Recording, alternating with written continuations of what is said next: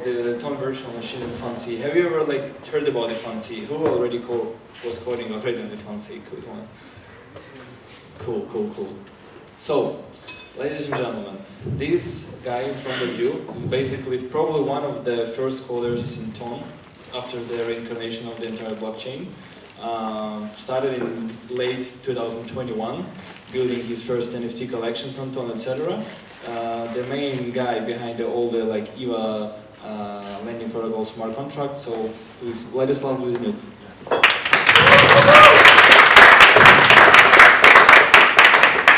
So, hello everyone. Today I'm going to talk you about Ton development, and I guess we can start with a few words about me. So, as Eugene said, I started to work in Ton since late 2021. I started to do NFT collections before even NFT smart contracts existed. It was a really nice experience. So I worked in Ton Foundation a little bit. We helped to them with Ton contests, and so right now I'm working in EVA protocol.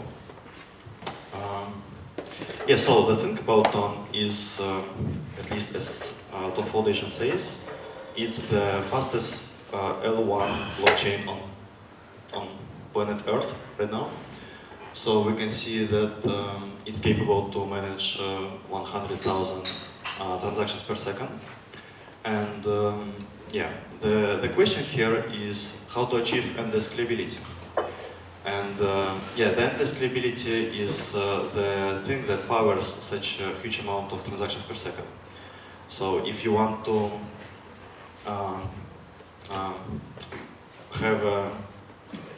manage to accept such load of on the blockchain and such amount of users on chain, then you need to scale the system to basically a bunch of little blockchains. And a bunch of little blockchains is basically shards, and everything in Ton is supposed to be sharded. So let's take a look on little diagram here. We can see that it's a basic layout of Ton blockchain right now. We can see that there are a bunch of shards. Each of the shard is responsible for a little amount of smart contracts and users. So it's basically a little blockchain inside the blockchain. And then when those little shard chains produce blocks, all of them is loaded to work chain, and work chain is basically the thing that handle all of the consensus mechanisms and rules how to validate those transactions. And so Ton basically can support a bunch of work chains, basically a bunch of rules how to validate the transactions. But right now on Ton we have only one work chain. It's basically the master chain, and it's our Ton blockchain with the TVM machine. And all of these work chains going to the master chain with the main validators and main logic of selecting new validators groups, and basically manage all of the blockchain mechanism working. So to support shard chains, we need to have the same approach on the smart contracts level. So if you have shard chains on the low level, you're supposed to handle such approach on the smart contracts level. So, and if you want to build a really scalable smart contract on Ton blockchain, if you want to have, for example, 100,000 on-chain users, you need to shard the data. So the data is basically, it can be just the balances of the users. And if you want to store 100,000 of them on the smart contract, it will be really hard, and basically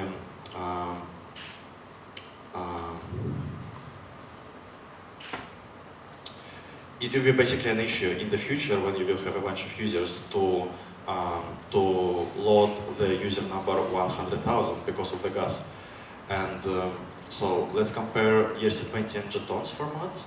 So for example, on Ethereum you don't have such problem because they basically historically just started to load everything in the one hash map, in the one smart contract. And for example, in ERC20 format, you have the approach of basically kind of database inside the smart contract.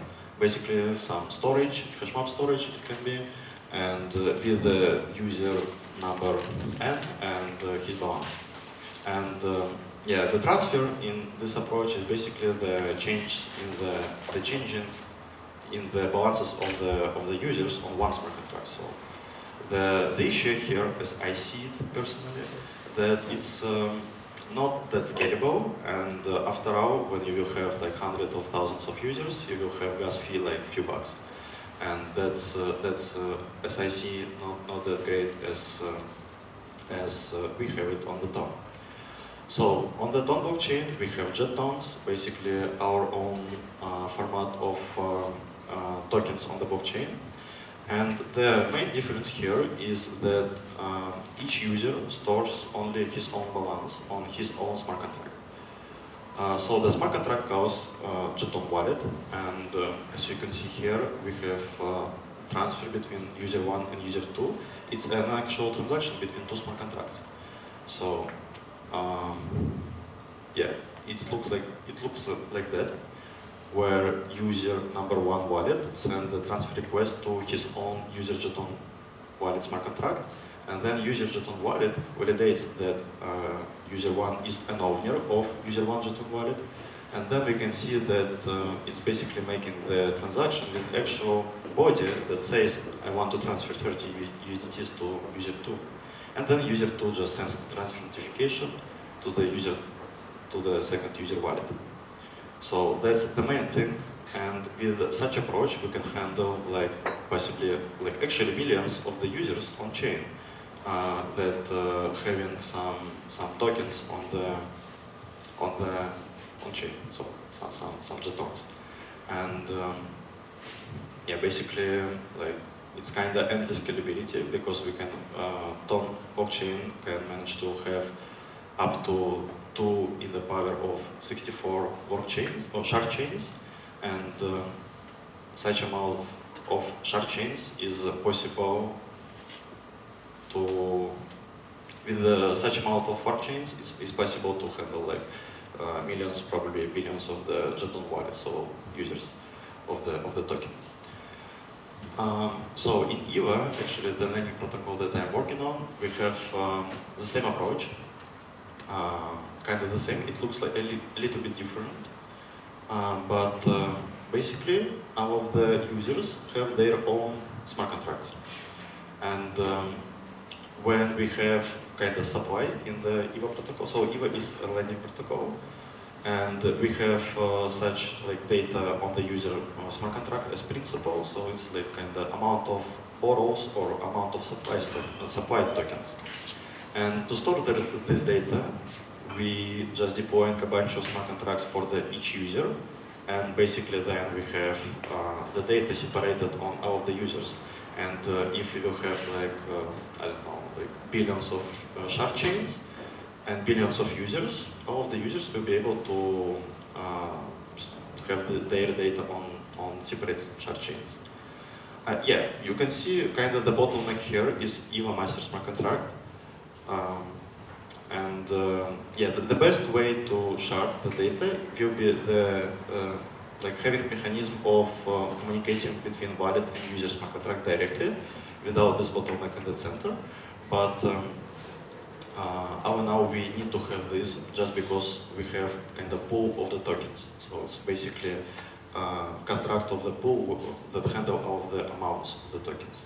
And we cannot handle like pieces of like $100 here, $100 here. We still need to have kind of gate to transfer the tokens. So now it can looks kind of hard on the scanners. You can see that we have a bunch of transactions here going on, like just to liquidate one user. And on Ethereum, it will be look like that, like maybe like 3 transactions, like 2 transactions, because like 1 transaction to liquidate on 1 smart contract, that's it. But when you have like 3 or 4 smart contracts, you will have the root of the road of the transaction tree really long. But it's not kind of the problem, because Ton is really fast, and it's capable to manage to validate all the transactions really fast. So, yeah, so today I'm going actually to show you how to achieve this approach on the smart contract logic. So we will take a look on the log smart contract as example of such approach. It will be kind of hard for like non-coders right now to understand, but I will be really short, and I don't want to load like a bunch of technical data right now to you. But don't be scared, it's Func, it's the language of the smart contracts on Tom. So, and today we are going to talk about like the sample that I prepared, it's Temlo, that we will have two functions. So first function is the lock tokens, tons actually, and second function is to unlock tons. So to lock tons, we will have transaction on locking, like with the tons transfer, and then we will have the block master smart contract validating that like amount is alright, and like unlock timestamp will be in the future, and then we will have smart contract deploy on the time lock user smart contract. So with this approach, we will be able to store the data about this specific wallet on the user smart contract, not on the master. So in the second function, we will have kind of on-chain getter to the smart contract with the transaction to get data, and then transaction to the send data, and then time lock will unlock the tokens to the user wallet. So that's the few functions that we will have on this smart contract. And yeah, right now I'm going to talk about first function. So let's take a look on the Func code itself. For those who don't work it with Func before, it looks kind of hard, but we will. So I will shortly tell to you that our main data format is cells. So each cell have 1023 bits to load. So and when we have load uint32, is basically first 32 of the body of the, for example, message body for the body of the transaction. So on the time lock master smart contract, we can see that we have receive internal function. Receive internal function is the main function of the smart contract. When smart contract receives the message, the transaction, in the code, it will be running in this receive internal function. Then we have kind of some flags here. So it's basically ignore bounced messages. It's a little bit deep technical stuff. We just need to put it here for the simplicity. And then we have get the function. It's the function to load the storage of the smart contract. Then we can see that we are parsing this this storage and loading ref. The ref is kind of referenced cell in the cell that we are parsing. So we have that cell, we parsing it, and itself can reference to another cell to continue parsing. So in this approach, we able to store and load user code. So user code is the code of the user smart contract that we will deploy, and it's supposed to be stored in the smart contract storage of the master. So then we have operation code. It's basically the first 32 bits of the incoming body.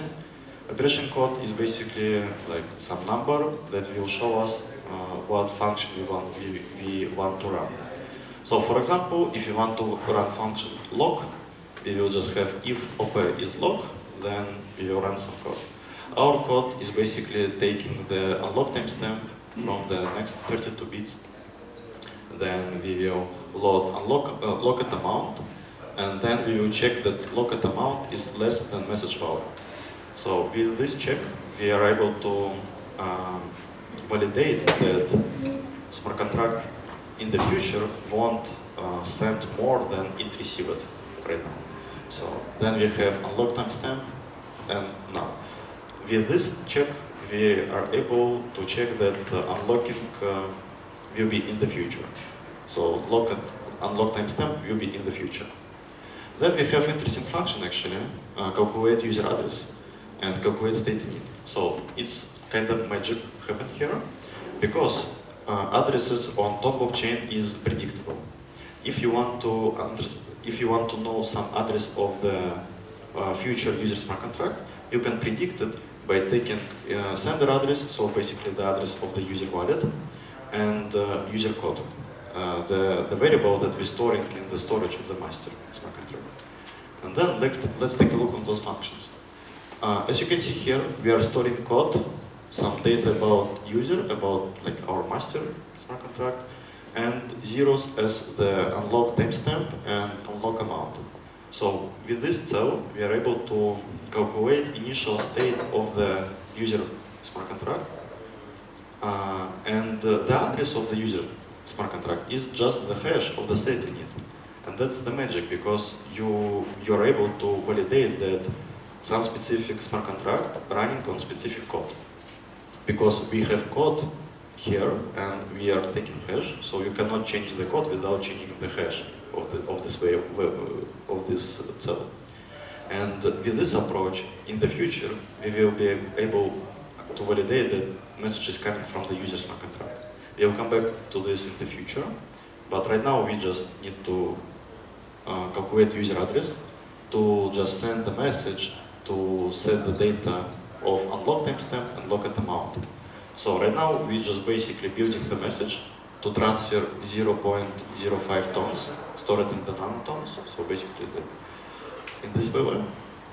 And then we are putting state in it here to basically deploy the contract, because you cannot deploy the contract without its code, right? So the code stored in the state. So,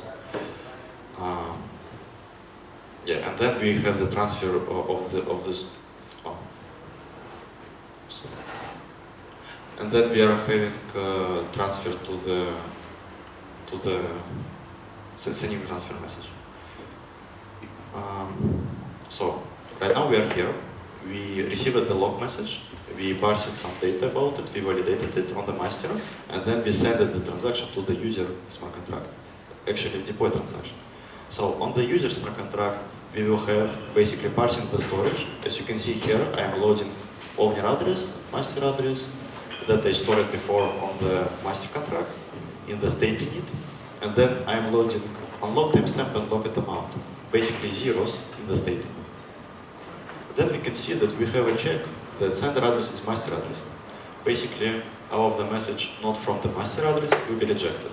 With such approach, we are able to validate that none of the third-party addresses can send transaction to the user smart contract. Then, basically, what we need is just if OP code is set OP code, then we just parsing the new unlock timestamp, new lock amount, and storing them in the storage. Set data is the function to set the data in the storage. So all of the like new unlock and new lock amount is stored in the body of the transaction. Yeah. So I'm going to come back a little bit and just show here that that we have unlock timestamp stored in the transaction of the set user. So set user, unlock timestamp, and we just on the user contract, if set user, we just parsing it and we are setting it in the storage. So to unlock the fund, so on that point, we just set new data about the funds that we received on the sharded, like with the sharded approach on the user contract. So, and that's it. It's the locked function. And to unlock the funds, it will be a little bit different route of the transfers. So, first of all, we receive a request to transfer from the user wallet. Then we need to get the data about this user on the time lock user smart contract. Then we will send the data to the master, and master will unlock the funds. So let's go and take a look on the code itself. Here we can see that we are calculating address, calculating state in it, and basically using this address to send the get transaction to the user contract.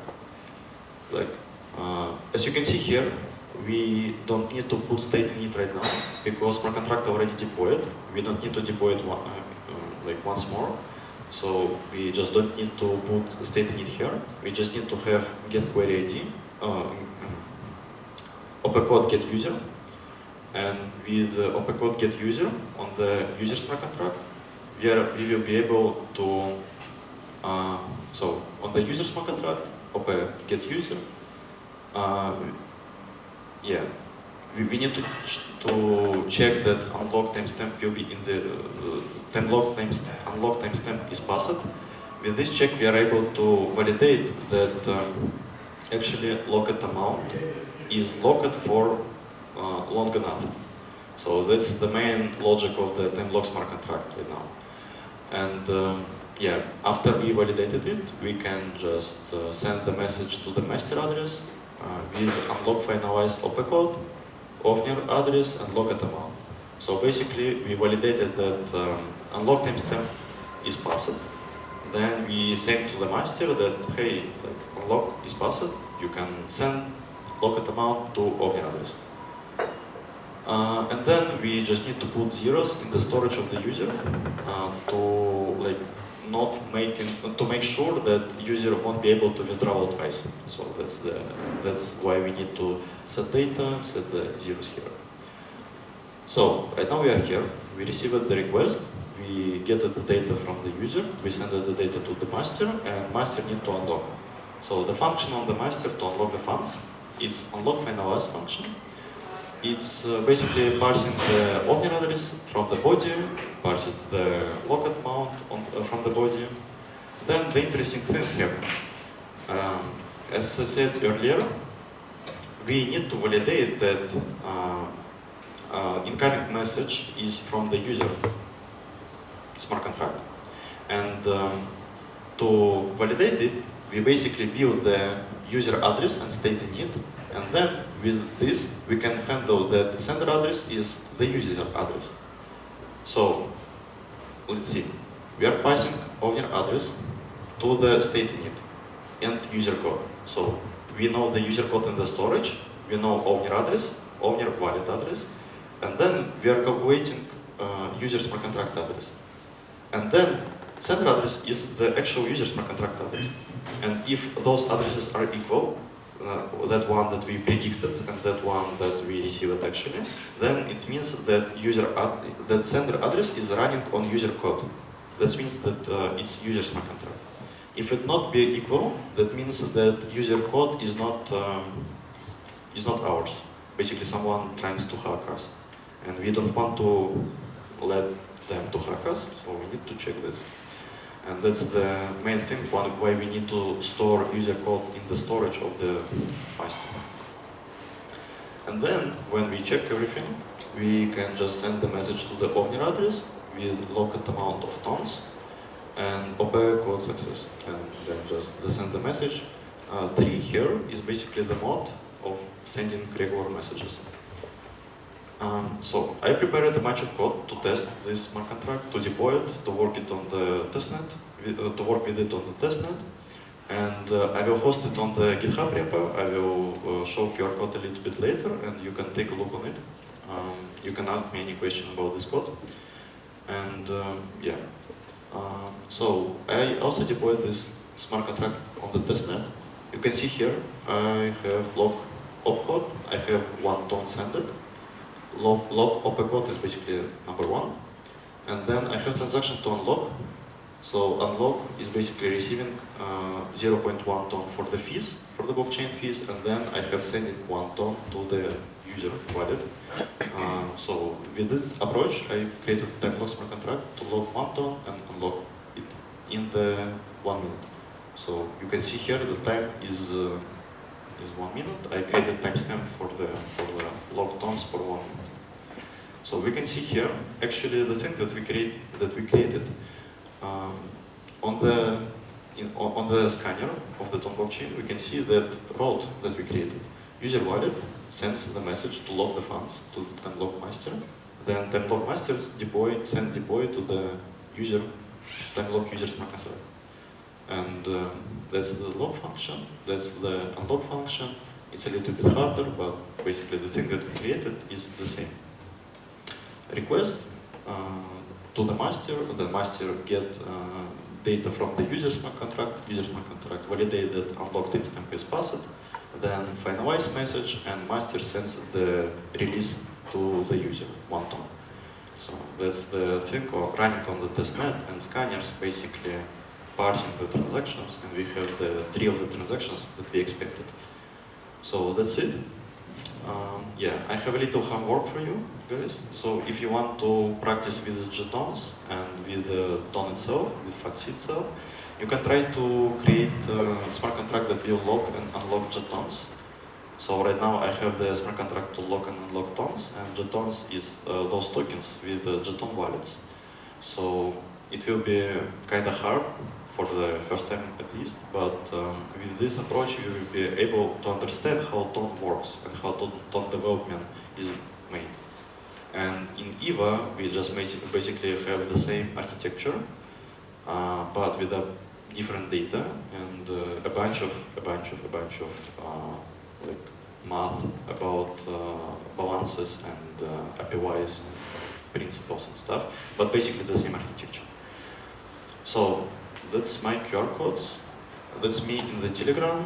If you want to ask something, that's the GitHub repository to take a look on the code itself, to take a look on the tests and scripts to deploy and interact with the contract on the testnet. And I think we have a little bit time left. So if you want to ask any questions, please raise your hand and I will try to answer them right now.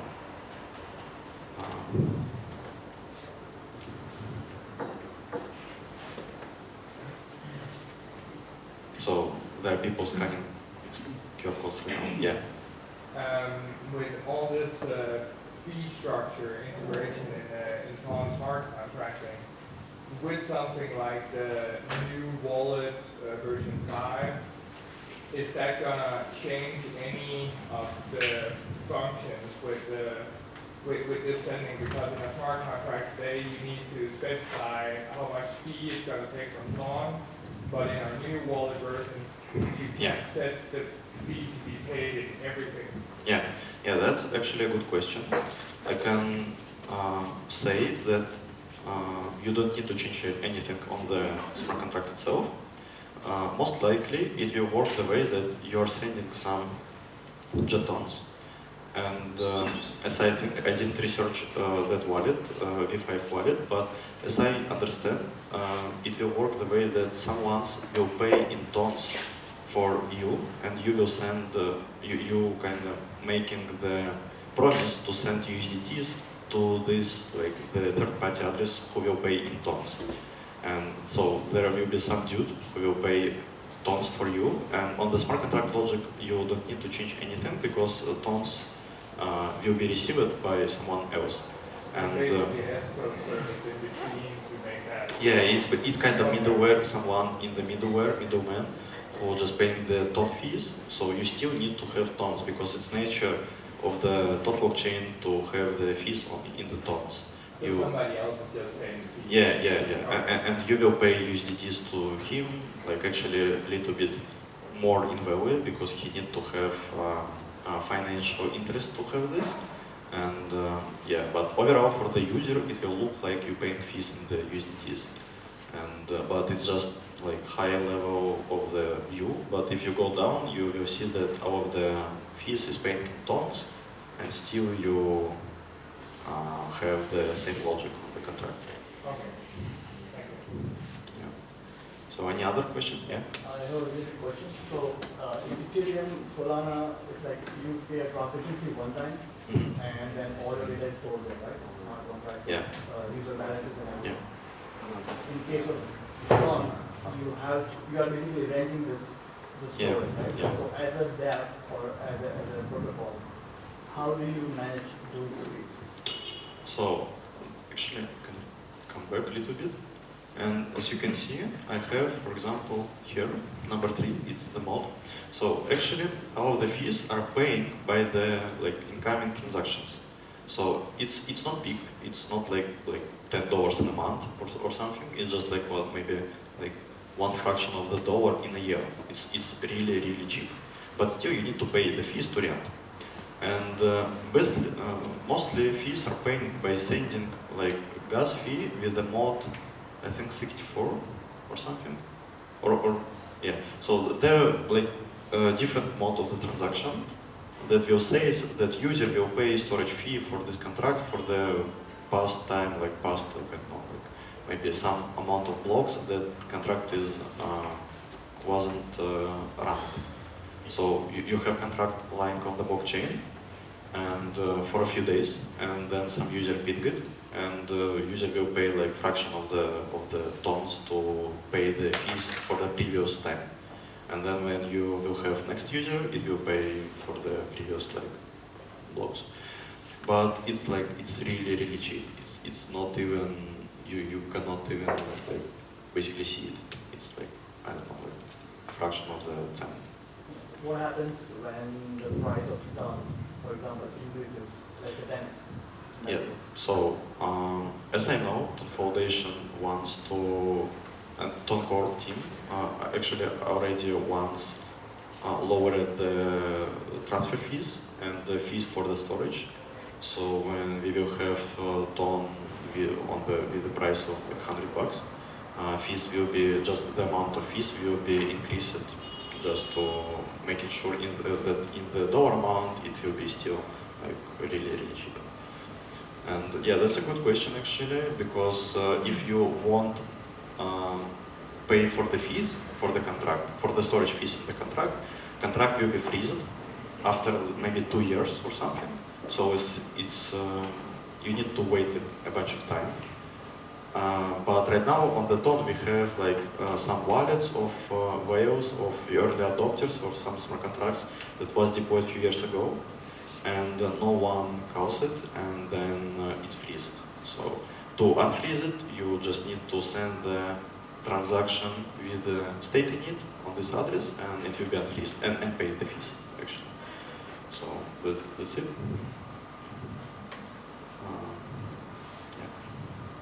Yeah, thanks for the question. It's really interesting question.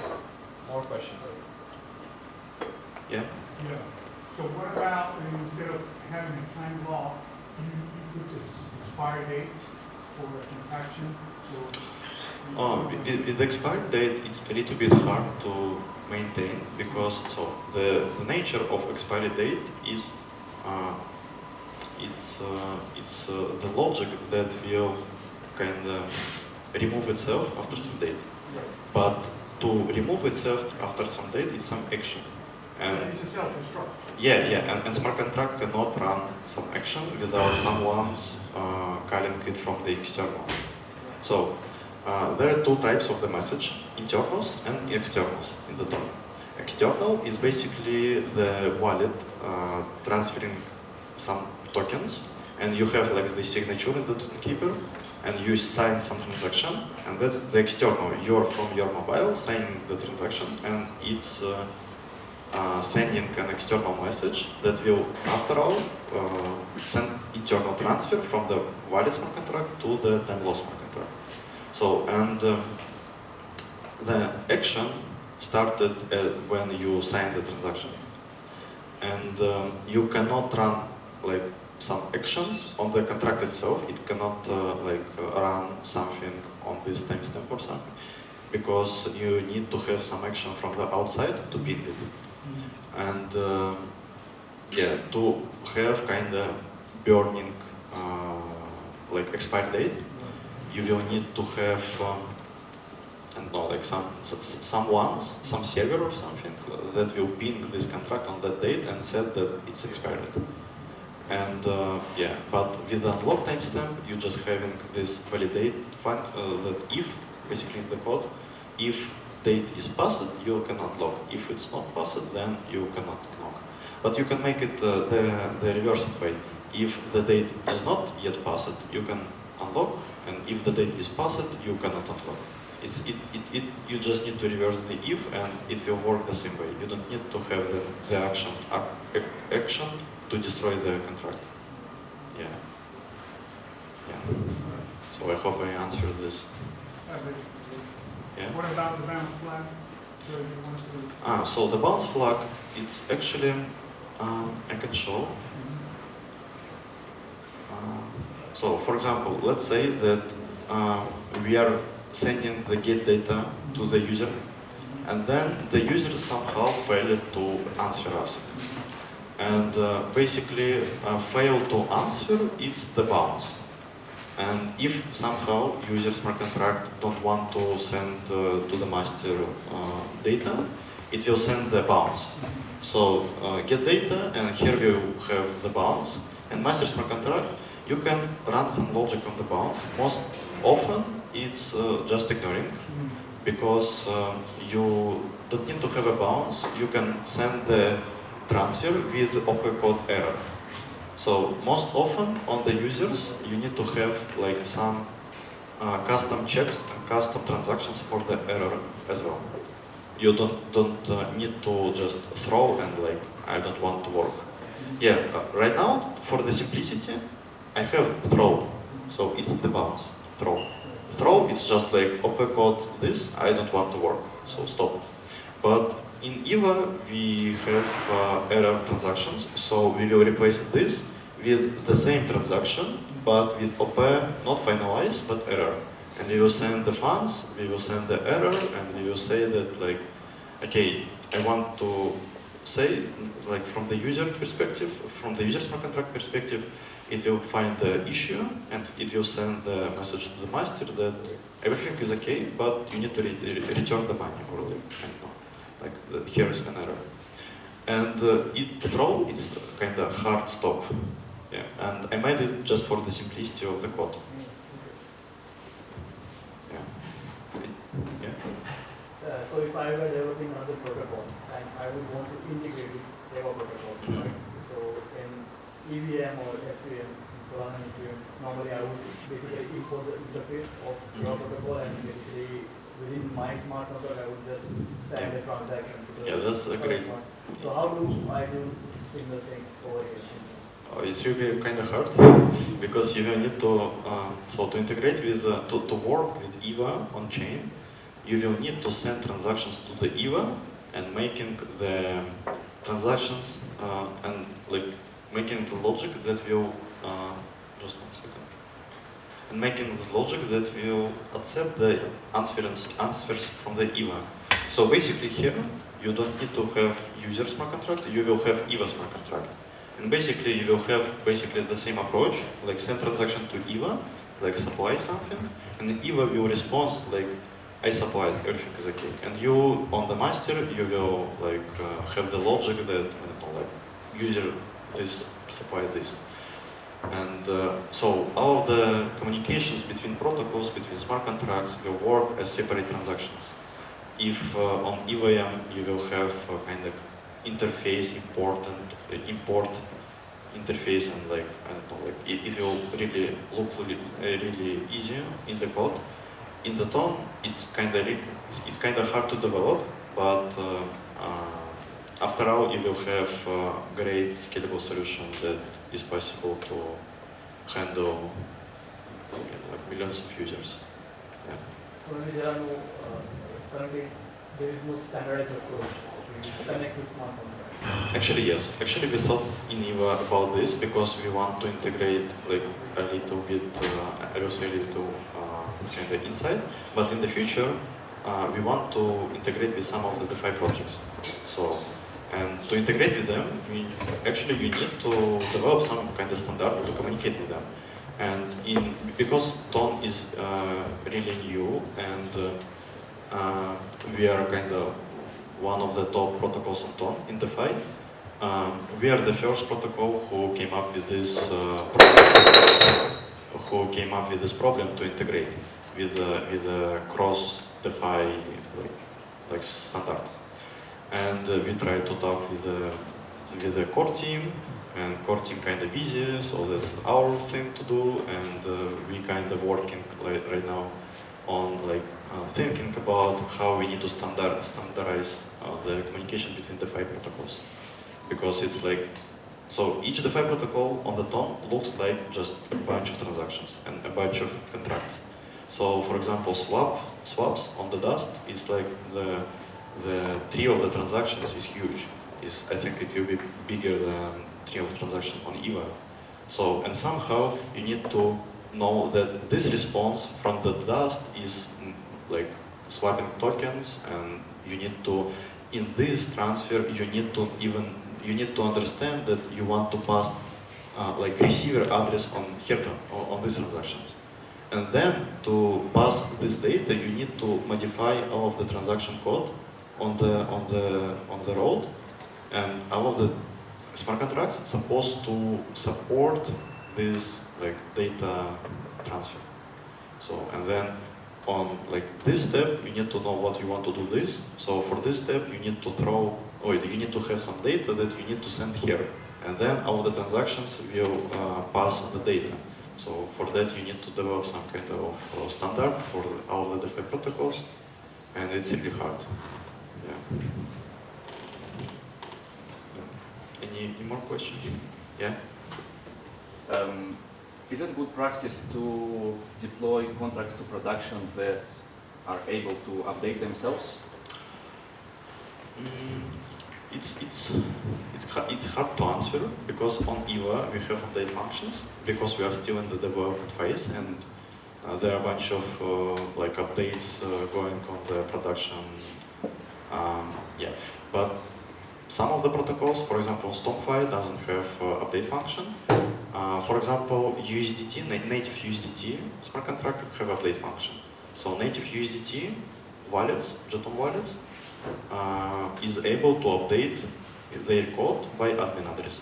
So they have like Tom Foundation or someone have admin address to update all of the USDT's smart contract on the Tom right now.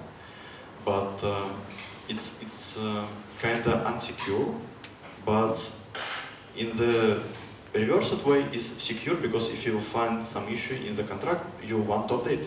And if users have the trust to the authority who will update it, it's kind of a good thing because like in EVA, we are finding some issues here and there. We want to fix it, and we are fixing it, and users have the profit that EVA working better. But in a pessimistic way, yeah, we can like hack it or something. But also we have a bunch of wrappers on top of this upgrade to upgrade smart contract. For example, in USDT, in the USDT contract, they have just hard-coded set code. If admin, then set code. It's really just straight through update code. On EVA, you have like several interactions of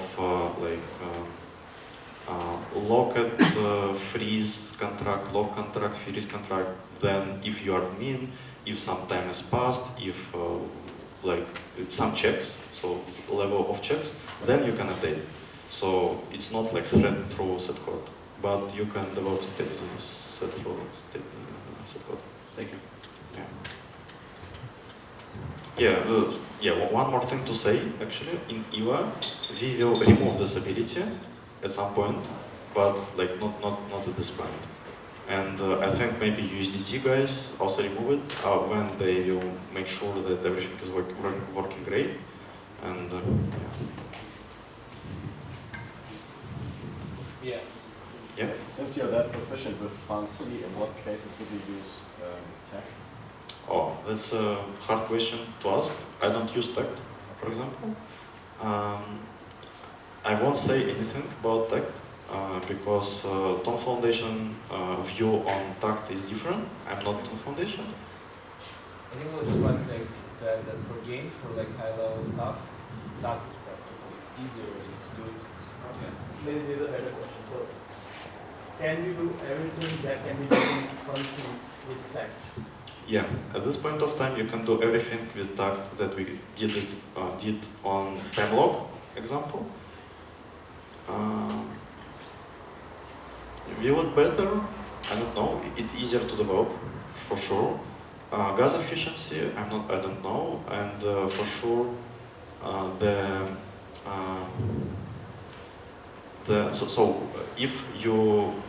the deeper you go on the level of TVM, if you will go deeper on low-level languages, you're able to kind of making sure that everything going to work as you expect. on high-level languages, you will have JavaScript stuff, 0, 1 plus 0, 2, having like 0.3, 0, 0, 0, 1. So I know some dudes who develop on Fifth. So Fifth is the thing that is more low-level than Func. It's kind of assembly for the TVM. And they want to interact with the bits of the storage with the stack of the like stack of the VM that running of the contract and stuff, and you can go deeper and manage to control those stuff. Most of the big DeFi protocols, I think all of them, is developed with Func, because Func is great in terms of you still can manipulate with low-level stuff, but also when you have all of the wrappers created, you can basically call the functions. For example, so for example here, I created the function called wait address, I created the state init function, so I just call it. I don't need to write the code of this stuff. And most of the functions already prepared, most of the functions already created by other Func developers, and all of them, you can put it in the stdlib standard library, and there are like maybe 1,000 of functions that already prepared. And yeah, in this example, I write this function in the Func just to show, but you can kind of go to the GitHub, find this function, copy it, and then you, yeah, but still you need to, if you build your own contract, if you build your own contract, you still need to manage the storage, and you will still need to change the storage, and yeah, you can import the thing, but if you want to have your custom stuff, you need to like modify it. And on the tag, I think it's hard to modify something that hidden under the tag. Yeah. So I think we can wrap it up. If someone will have any questions, you can catch me, and I will be here for a couple more hours for sure. And yeah, we can talk after the presentation. And yeah, one more thing to show. Actually, I have a great sticker from the great sticker part. It's one of the oldest stickers, I think, in the Tonk ecosystem. And it's kind of fun to, if you find something, just have fun. Yeah. Yeah, so.